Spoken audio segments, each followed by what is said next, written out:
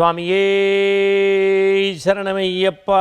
அறிந்தும் அறியாமலும் தெரிந்தும் தெரியாமலும் நாங்கள் செய்த சகல குற்றங்களையும் பொறுத்து காத்து ரட்சித்து அருள்புரிதல் வேண்டும். ஸ்ரீ சத்தியமாய் 18ஆம் படி மேல் வாடும் ஹரிகர சுதன் ஆனந்த சித்தன் ஐயன் ஐயப்ப சுவாமியே சரணமையப்பா. சுவாமி சுவாமி ஐயப்பா சரணம் சரணம் ஐயப்பா. போலாமா சபரிமலை என்று ஒரு குழந்தை நேற்றைக்கு பதிவிட்டிருந்தது. அதை பார்க்கின்ற போது எங்களுக்கு எல்லையில்லாத மகிழ்ச்சி. இந்த தரிசனம் டிஜிட்டல் வாயிலாக ஐயப்பனுடைய அருள் அவதாரம், ஐயப்பனுடைய வரலாறு, கன்னி பூஜை, இருமுடி சுமப்பதனுடைய சிறப்பு, 18 படிகளுடைய மேன்மை, குருசாமி யார், ஏன் தென்னங்கன்று வைக்கின்றோம், ஐயப்பனுக்கு ஏன் நெய்யபிஷேகம் என்று பல்வேறு சிந்தனைகளை நாம் தினசரி சிந்தித்து வருகின்றோம். இன்றைய தினம் பொண்ணு 18 படியினுடைய மகிமை. பொண்ணு 18 படியினுடைய மகிமை. வாழ்க்கையிலேயே படி நிலை கூடம் தான் இல்லறத்துக்கே உண்டு. இப்போ வீட்டுக்குள்ளே நுழைஞ்சோன்னு படியாக இருக்கும், படிப்படியாக முன்னுக்கு வந்தால் நிலையாக நிற்கலாம், அப்புறம் தான் கூடம் 4 பேரோட கூடலாம். படி என்பதை உயர்வை தருவது. நம்முடைய வாழ்க்கையில் நம்முடைய ஆணவம், கண்மம், மாயை இவற்றை அழித்து கற்பூரம் போல நம்முடைய இதயத்தை கரைத்து படிப்படியாக நாம் உயர்வை தொடுவது தான் இந்த வழிபாட்டினுடைய நோக்கம். அதுதான் உண்மை. அந்த வகையில் 18 படிகளை கடந்து நாம் ஐயப்ப மலைக்கு செல்கின்றோமே, அந்த 18 படிக்கும் சிறப்பு உண்டா என்றால் ஒவ்வொரு படிக்கும் ஒவ்வொரு சிறப்பு உண்டு.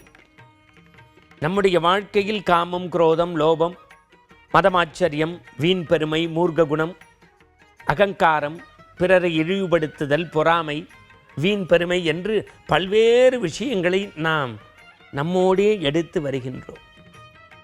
இப்போ நம்ம வீட்டுக்கு ஒரு விருந்தினர் வராங்க அப்படின்னா என்ன பண்ணுவோம்? தரையை துடைப்போம். துடைக்க துடைக்க தரை சுத்தமாகும். நம்ம முகம் பார்க்கிறோமே கண்ணாடி, அதில் காலில் குளித்தோன்னு ஒரு ஆவி படர்ந்துருக்கும். நம்ம முகம் பிரைட்டாக தெரியலன்னா திட்டிக்கிட்டே கண்ணாடியை துடைப்போம். நம்ம அமர்றோமே நாற்காலி பெரிய அரங்கத்திலேயோ இல்லை நம்ம காலையோ காலில் அப்படி எடுத்து கீ போட்டோன்னு அப்படி 2 தட்டு தட்டி துடைக்கிறோம். காரணம் என்ன? நம்முடைய உடையில் அழுக்குப்பட்டு விடக்கூடாது. நாம் முகம் பார்க்கும் கண்ணாடியில் அழுக்குப்பட்டு விடக்கூடாது.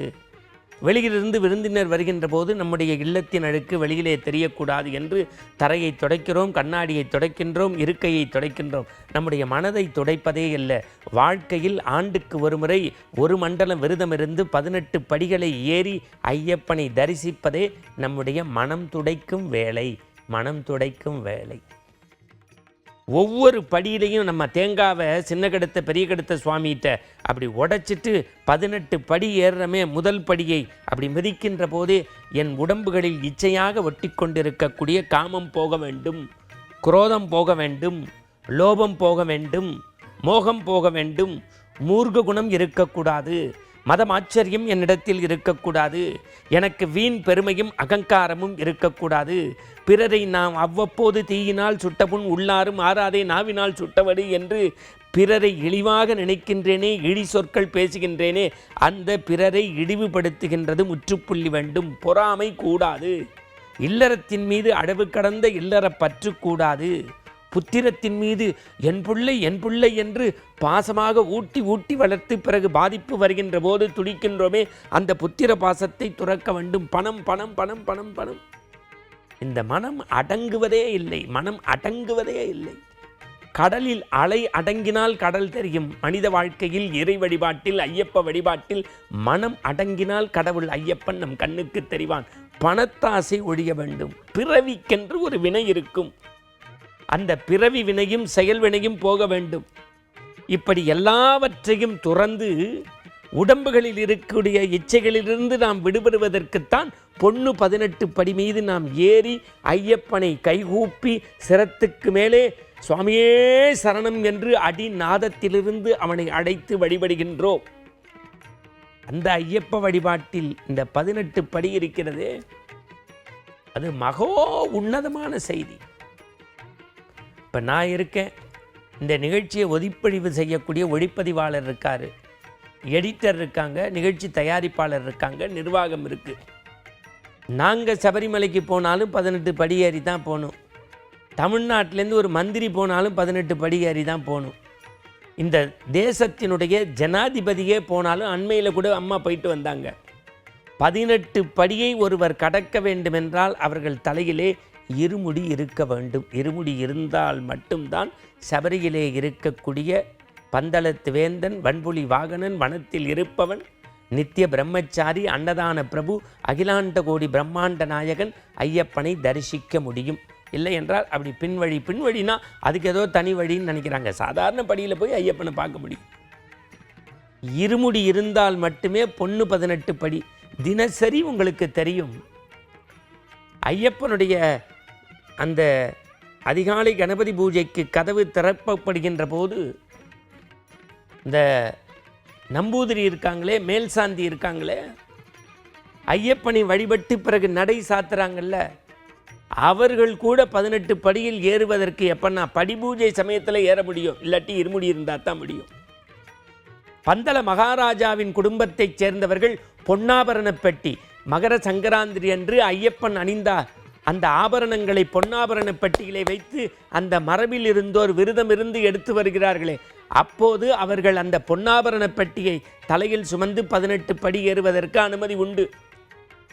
இல்லை என்றால், இருமுடி இல்லை என்றால், குப்பனும் சுப்பனும் ஜனாதிபதியும் மந்திரியும் மகா தொழிலதிபராக இருந்தாலும் எல்லோரும் சமம் என்கின்ற சமத்துவ வழிபாட்டை சொல்லக்கூடியதுதான் ஐயப்ப வழிபாடு. இன்னும் என்ன சிறப்பு என்னால், அந்த 18 படியே நெருங்கி நீங்கள் ஐயப்பனை பார்க்குறீங்களே இருமுடியோடு, அந்த சுகம் வேற, இருமுடி இல்லாமல் போகிற சுகம் வேற. நம்ம அப்படி முதல் படியில் தான் கால் வச்சுருப்போம். சீசன்லாம் 2 பக்கத்துலேயும் இருக்கக்கூடிய காவல்துறை அன்பர்கள் அப்படியே தூக்கி தூக்கி தூக்கி தூக்கி தூக்கி அப்படியே விட்டுருவாங்க. நம்ம உடம்புக்குள்ளே மனதுக்குள்ளே ஒரு பெரிய ரசம். ஐயப்பனை பார்க்கும்போது தன்னையே நிலை மறந்துடுவோம். இன்னும் சொல்லப்போனால் நம்முடைய விரதங்கள் தூய்மையாக ரொம்ப நேர்த்தியாக இருந்தோம்னா 18 படியை அடைந்து அந்த கொடிமரத்தை வணங்கி அப்படி ஒரு வளம் வருகின்ற போது நம்முடைய இதயத்தில் ஓம்ங்கிற அந்த மணி ஓசை, ஐயப்பன் நின்று பேசக்கூடிய அந்த வைப்ரேஷன் ஆங்கிலத்தில் சொல்வார்களே, அந்த உணர்வு மாற்றம் ஏற்படுவதை நம்மால் நிச்சயமாக உணர முடியும்.